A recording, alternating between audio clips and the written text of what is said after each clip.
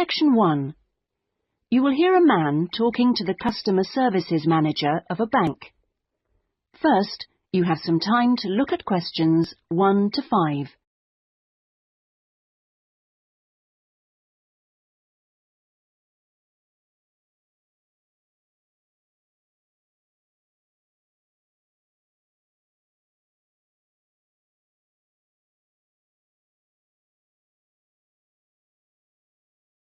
Now we shall begin. You should answer the questions as you listen, because you will not hear the recording a second time. Listen carefully and answer questions 1 to 5. Good morning. I'd like to open a bank account, please. Certainly. If you'd like to take a seat, I'll just get some details from you. It won't take long. Thanks. Is it a current account or a deposit account you wanted? A current account? Right. I've got the application form here then. We have different types. I see you've got our leaflet there. I've decided on the one called Select. Right, that's fine. So, first of all, can I have your full name, please? Yes, it's Peter Hennis. That's P-I-E-T-E-R. Is it H-E-N-N-E-S? Only one N, actually. It's a less common spelling of the name. Oh, right. Okay. And what's your date of birth, please? The 27th of the 1st, 1973. Right. And will this be a joint account? No, just myself. Okay, fine. And where are you living, Mr. Hennies? 15 Riverside. Is that all one word? Yes. Exeter? Yes. How long have you been at your present address? Is it more than 2 years? Just 2 weeks, actually. I only arrived in the country a month ago. I'm from Holland. Oh, that's fine. But we normally ask for a previous address in that case. Oh, yes. Well, it's Rielsdorf 2. That's R-I-E-L-S-D-O-R-F 2, Utrecht. Holland. Okay, thank you. Do you have a daytime telephone number? Yes, I think the number at my office is 606-295. Just a minute, I'd better check. Oh, no, sorry, 616. I'm not used to it yet.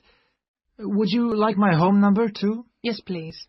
It's 796431. Are they both local numbers? Yes. Before you hear the rest of the conversation, you have some time to look at questions 6 to 10.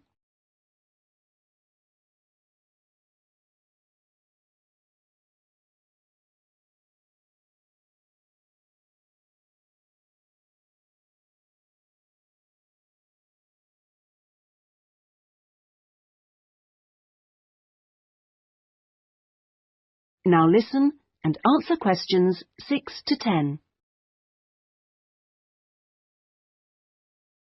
Right, and your occupation? Well, I'm in Britain as a project manager, but that's not my main job. I'm an engineer by profession. I see. I think I'll put that then. It's shorter. Now, we usually ask for a piece of information which we can use to check your identity for security reasons. You know, if you phone us. Like my wife's first name? Mother's might be better. It's less likely to be known. Okay, hers is Siti. City? Yes, S-I-T-I. It's Indonesian. Fine. And how much would you like to open your account with? We usually ask for a minimum sum of £50. That's about €75. Well, I'm going to transfer 2,000 euros from my Dutch account, just till I get paid. In fact, I wanted to ask you about that. What's the best way to do it? It depends which bank you're with. It's the Fransen Bank in Utrecht. Okay, fine. I'll check that in a minute. If we have links with them, we can do a direct transfer, but it's not a big problem either way. Let's see. How often would you like to receive statements? I haven't really thought. What's the usual thing? It's up to you. Some people like them weekly. Oh, no, that's too often. Can I have them sent once a month? Yes, that's fine. Is there anything else? I was thinking of registering for your internet service at some stage. Oh, yes. Would you like me to send you information about that? Please, yes. And would you like to receive information about the bank's other services? Insurance, loans, anything like that? I don't think so, thanks. That's okay then. And one last thing. If you agree... That is the end of section 1. You now have half a minute to check your answers.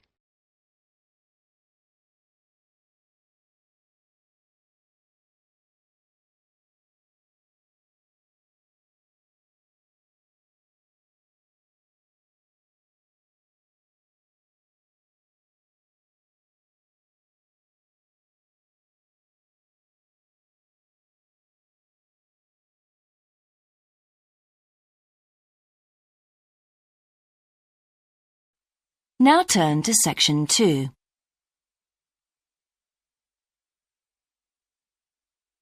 Section 2. You will hear the education officer of a dinosaur museum giving information to some teachers who are planning a school visit. First, you have some time to look at questions 11 to 15.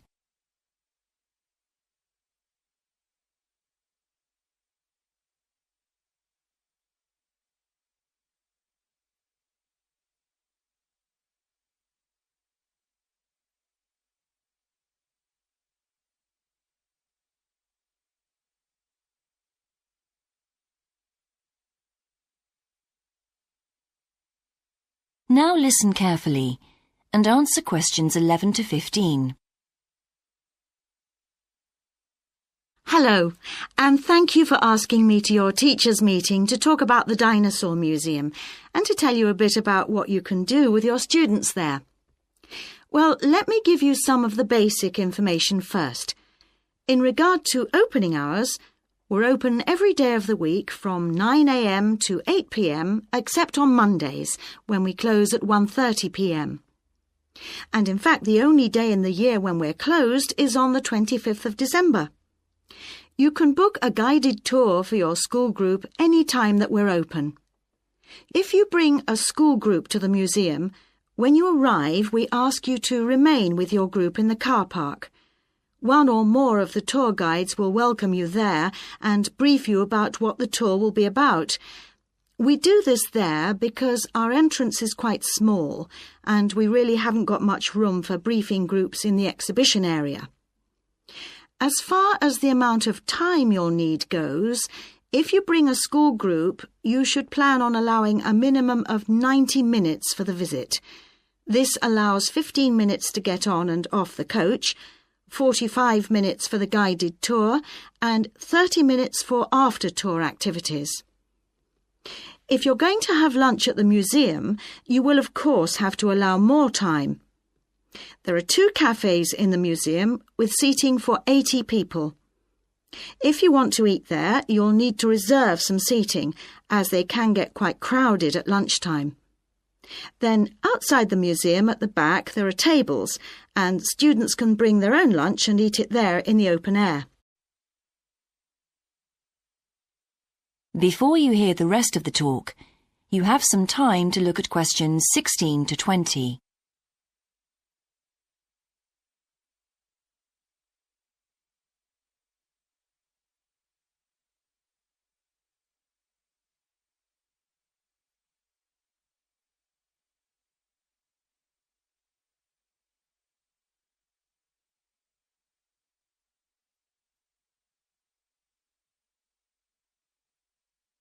Now listen and answer questions 16 to 20.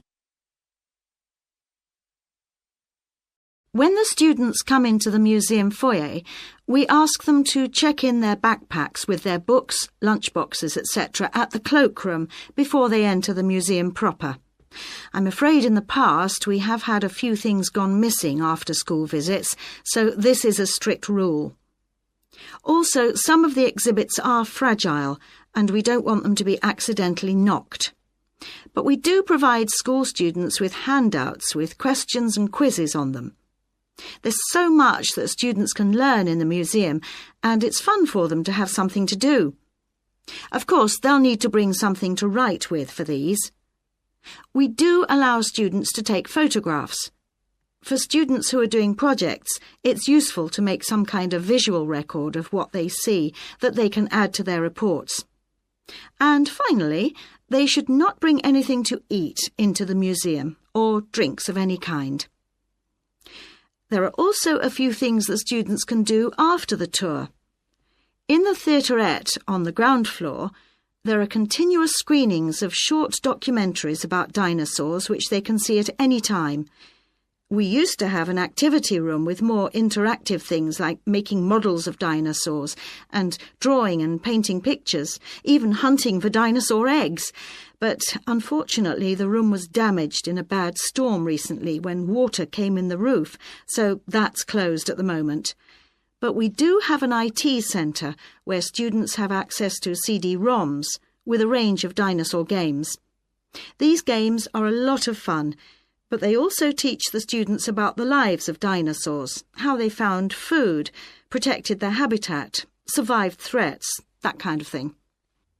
And I think that's all I have to tell you. Please feel free to ask any questions if you would like to know anything else about.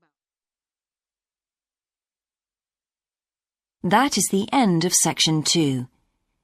You now have half a minute to check your answers.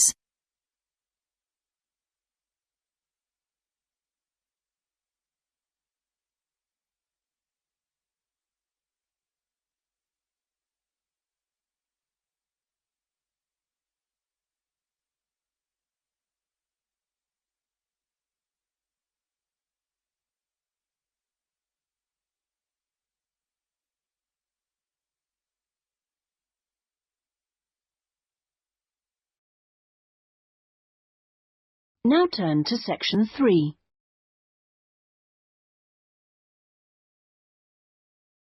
Section 3. You will hear two students, Jack and Lucy, discussing a marketing assignment they are working on together. First, you have some time to look at questions 21 to 24.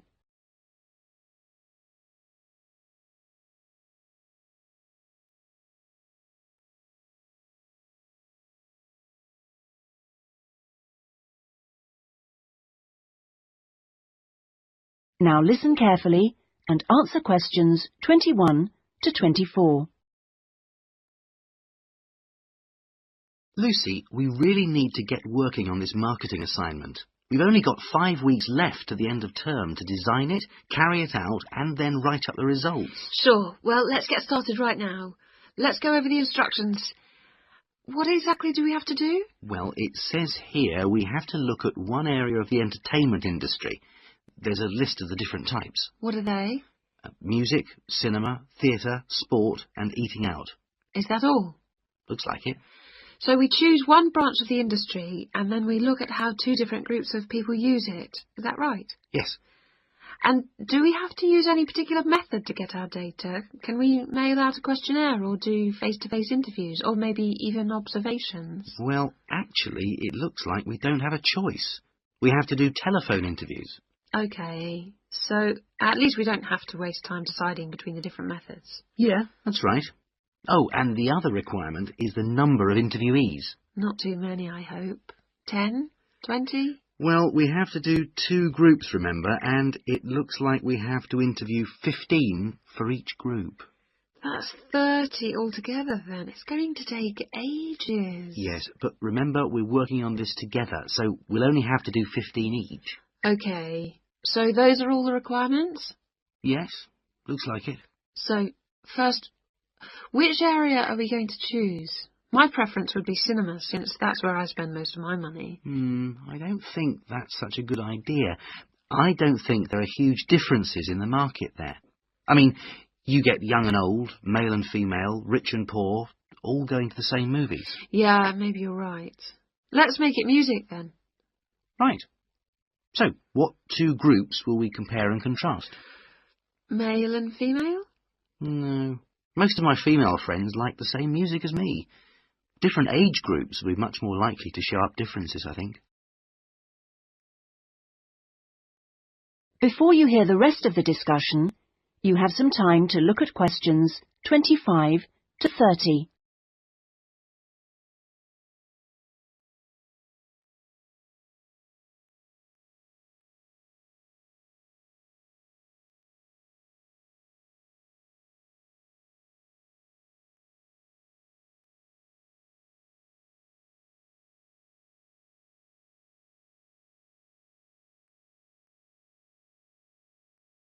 Now listen and answer questions 25 to 30. Yeah, I suppose you're right again. I'll take some notes, shall I? So, age groups. Well, what do you think? Maybe 25 or under for one group and 45 or over for the other group? That should show up differences. Right. Okay, next. How about the kind of music they like? Let's give them some choices and then we can just tick boxes. Okay, let's have pop, jazz, folk, easy listening. What else?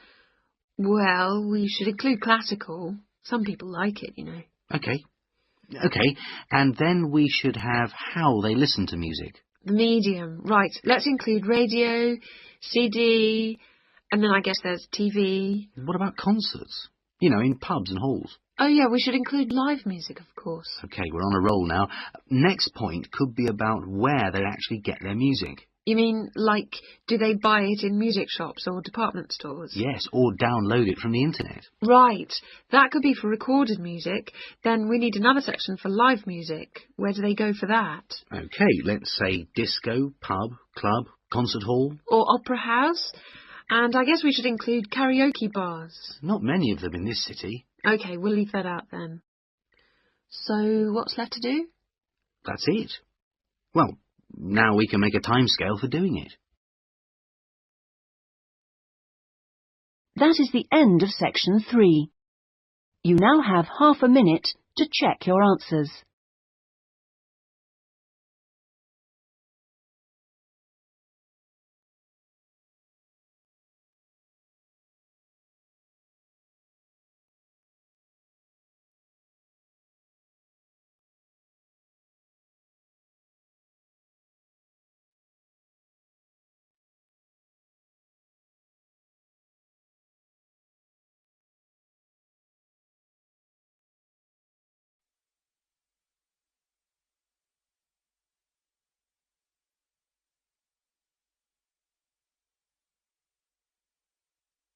Now turn to section 4.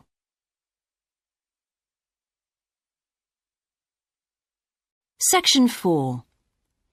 You will hear a lecturer's introduction to a geography module. First, you have some time to look at questions 31 to 40.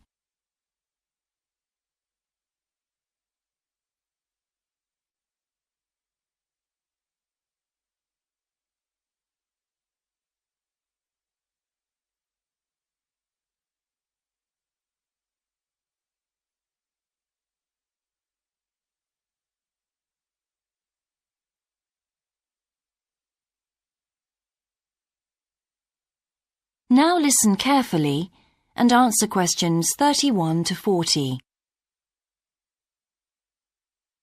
So, welcome to your introductory geography lecture. We'll begin with some basics. Firstly, what do we learn by studying geography? Well, we learn a great deal about all the processes that have affected and that continue to affect the Earth's surface. But we learn far more than that, because studying geography also informs us about the different kinds of relationships that develop between a particular environment and the people that live there. Okay, we like to think of geography as having two main branches. There's the study of the nature of our planet, its physical features, what it actually looks like, and then there's the study of the ways in which we choose to live and of the impact of those on our planet. Our current use of carbon fuels is a good example of that. But there are more specific study areas to consider too, and we'll be looking at each of these in turn throughout the semester. These include biophysical geography, by which I mean the study of the natural environment and all its living things. Then there's topography. That looks at the shapes of the land and oceans. There's the study of political geography, and social geography too, of course, which is the study of communities of people. We have economic geography, in which we examine all kinds of resources and their use, agriculture, for example. Next comes historical geography, the understanding of how people and their environments and the ways they interact have changed over a period of time. And urban geography, an aspect I'm particularly interested in, which takes as its focus the location of cities, the services that those cities provide, and migration of people to and from such cities. And lastly, we have cartography. That's the art and science of map making. You'll be doing a lot of that. So, to summarise before we continue, we now have our key answer. Studying this subject is important because without geographical knowledge, we would know very little about our surroundings and we wouldn't be able to identify all the problems that relate to them. So, by definition, we wouldn't be in an informed position to work out how to solve any of them.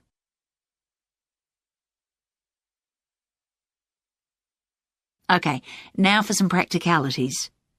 What do geographers actually do? Well, we collect data to begin with. You'll be doing a lot of that on your first field trip. How do we do this? There are several means. We might, for example, conduct a census, count a population in a given area perhaps. We also need images of the Earth's surface which we can produce by means of computer generation technology or with the help of satellite relays. We've come a very long way from the early exploration of the world by sailing ships, when geographers only had pens and paper at their disposal. After we've gathered our information, we must analyse it. We need to look for patterns, most commonly those of causes and consequences. This kind of information helps us to predict and resolve problems that could affect the world we live in. But we don't keep all this information confidential. We then need to publish our findings so that other people can access it and be informed by it. And one way in which this information can be published is in the form of maps. You'll all have used one at some stage of your life already. Let's consider the benefits of maps from a geographer's perspective. Maps can be folded and put in a pocket and can provide a great store of reference when they're collected into an atlas. They can depict the physical features of the entire planet if necessary, or just a small part of it in much greater detail. But there is a drawback. You can't exactly replicate something that is three-dimensional, like our planet, on a flat piece of paper, because paper has only 2 dimensions. And that means there'll always be a certain degree of distortion on a map. It can't be avoided. We can also use aerial photographs, pictures taken by cameras at high altitude above the Earth. These are great for showing all kinds of geographical features that are not easy to see from the ground. You can easily illustrate areas of diseased trees, or how much traffic is on the roads at a given time, or information about deep seabeds, for example. Then there are Landsats. These are satellites that circle the Earth and transmit visual information to computers at receiving stations. They circle the Earth several times a day and can provide a massive information. You'll all be familiar with the information they give us about the weather, for example. So, what we're going to do now is look at a short presentation in which you'll see all these tools. That is the end of section 4. You now have half a minute to check your answers.